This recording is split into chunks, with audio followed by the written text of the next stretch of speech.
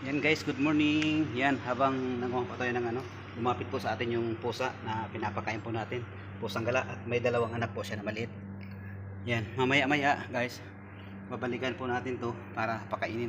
Napakalaking pusang gala po yan guys, oh. Napakalusog niya. Yan yung dalawang anak niya po guys, oh. Kakulay po niya.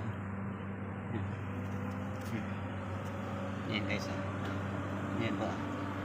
Dalawa po. Dalawa po guys yung anak niya, pero napakalusog po.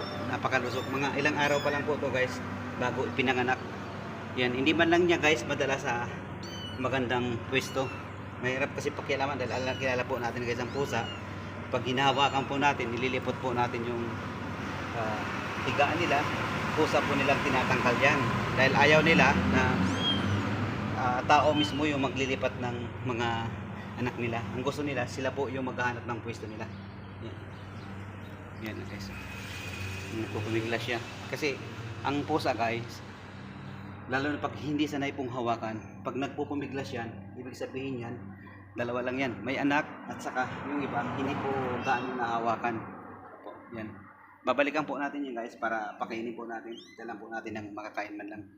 So, salamat guys dahil nandiyan kayo. Patuloy po nyo sinusuportahan si Biyaherong Pagtabang Vlog bilang isang good Samaritan.